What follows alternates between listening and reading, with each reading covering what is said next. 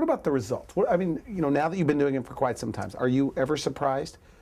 I'm always surprised. Is that right? Okay. Yes. I love to hear the patients tell me what it's done to change their lives. Generally speaking, we just expect they're going to feel better. But people have told me that it changes their lives in the sense that they're able to sleep better because they don't have that lower back pain. They're able to stand and do more athletic activities. They're able to participate in sports for a longer period of time. It is an internal orthotic. It takes the place of arch supports, but then even more so than that, it's probably twice as good as the best arch support you could ever get. So the person with flat feet, as a podiatrist, foot and ankle surgeon, the flat-footed person, do they always have problems? I mean, these are people that are just about guaranteed to have foot problems? I think so. Or pain associated with it? I think so. Generally speaking, a lot of people just don't understand it.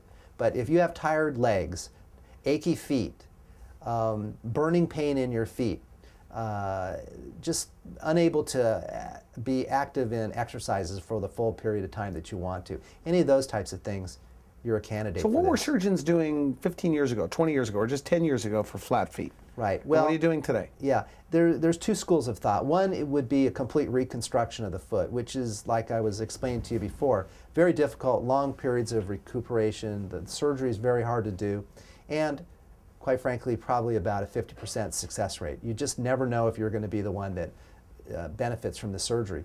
This surgery that I'm doing was originated about 40 years ago, and there's been many different types of stents, implants that have been made over the years. Some of them we had to cement in, some we had to take pieces of bone out of the foot, some we had to do different things here and there. And up until this recent surgery, which is about 3 years old now, it was still about a 50% success rate, although a lot easier than the traditional heavy-duty surgeries. Still, you could flip a coin. You never knew if a person was going to be able to tolerate the implant or not, meaning if they're having pain wearing it, using it, and then they have to take it out. This procedure is about 98% successful, meaning 98% of patients have the implant and have no problems. They tolerate them, and only about 2% we have to take them out. So it's a titanium implant. This is a titanium implant.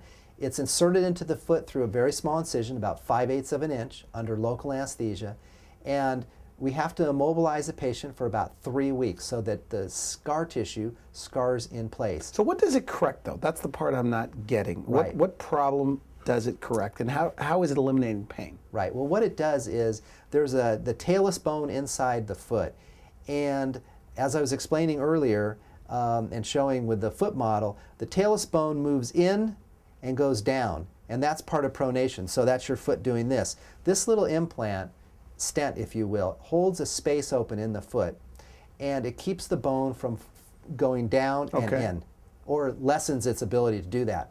And the beautiful part about this operation is, let's say you're in that 2% that don't tolerate it, it's very simple to take out. There's nothing bad that's going to happen.